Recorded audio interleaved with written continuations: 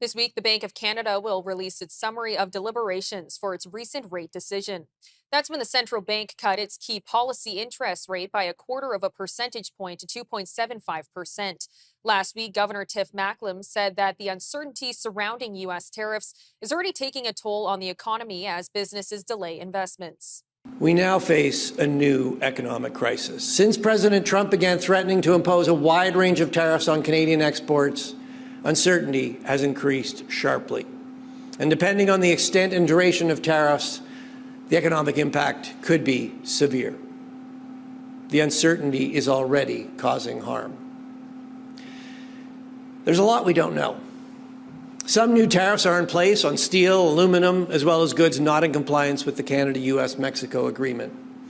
We don't know how long these tariffs will last. And we don't know if tariffs will broaden to other sectors. In the last 2 months, the U.S. administration has twice imposed and then retracted universal tariffs on all imports from Canada and Mexico. President Trump has also threatened to extend tariffs to a wide range of industries, including autos, semiconductors, and pharmaceuticals. And he has recently repeatedly said new reciprocal tariffs are coming on April 2nd on many countries, although it's really not clear exactly what that means.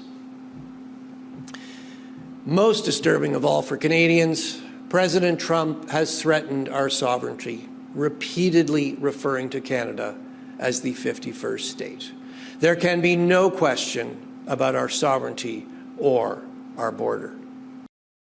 We're now joined by Brendan Caldwell, director at Caldwell Securities Limited, for more on inflation and the ongoing trade war. Brendan, thank you for joining us. Well, you're most welcome, Theresa. Isn't that the ancient curse? May you live in interesting times. Now, Statistics Canada recently reported that Canada's annual inflation rate rose to 2.6% last month. How might the ongoing tariff uncertainty impact this figure?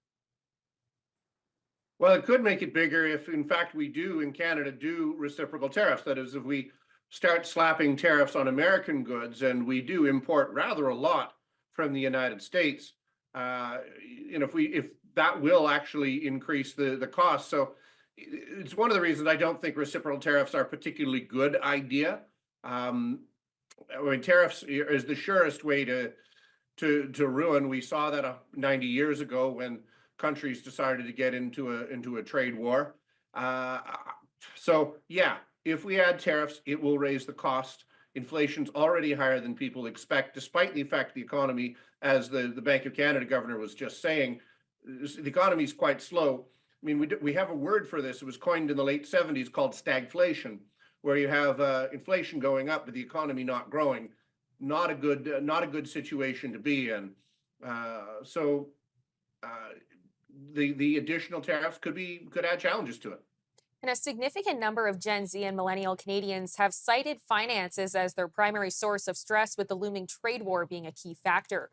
Why would you say that young people are particularly affected by financial concerns? So this is one of the conversations we're going to have, Theresa, about how someone in a tweed vest should, know how to fix the younger generation's issues. I haven't a clue. I'm just disappointed and sad for them that their biggest issue isn't dating apps. I think the challenges are considerable, and every generation going back to the 1930s, when it was actually true, to bring up that topic again, didn't think that they would be better off than their parents. The baby boom generation, the world was terrible for them. Gen X, all the John Hughes movies were about how we were never going to quite measure up. And, flash forward to the present. Now, there are unique challenges to this generation. So I can see they're really believing that it's not going to work out for them because the price of everything is so high. Not so much what we measure in inflation, but the lifestyle type of investments, like a house, like family, like having kids. Assuming that those are goals this present generation still has, all of those seem a lot harder to achieve with the level of competition and the level of prices, which aren't adequately captured in the consumer price index, in the CPI. And what advice do you have for Gen Z and millennial Canadians navigating these worries? I would begin by having hope. Now, hope is itself not a strategy. So I think there are opportunities. As I've said, you and I have talked about before, uh, you know more about the technology and what is um, happening and how the technology can be used than I ever will. It is a much more of a first language for younger people than it is for 50 somethings. So that's one.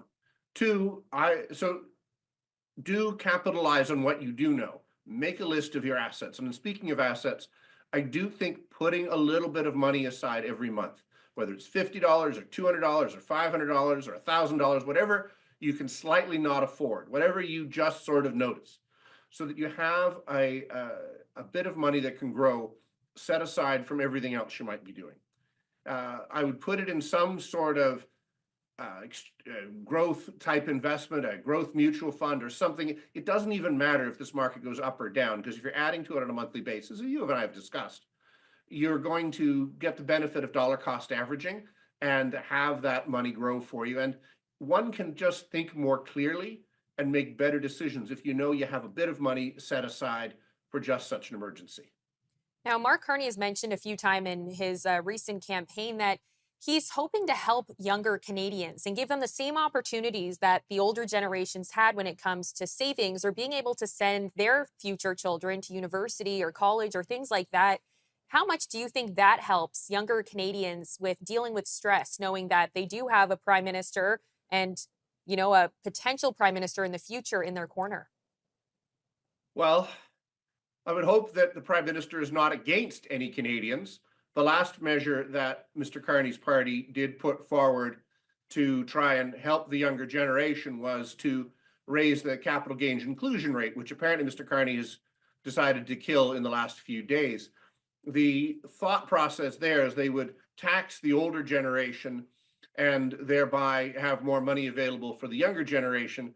The trouble is the younger generation can do math, and they realize that if the older generation was taxed to a greater degree, there would be less money for them, less inheritance to be passed on. They might not be able to afford the family cottage because there was a big tax burden on it. So it wasn't the winner from a policy perspective that I think the Liberal government thought it was going to be. So I would hope that to going forward, what will be the policy of whatever government is formed is one that just makes it easier for Canadians to figure out their own solutions.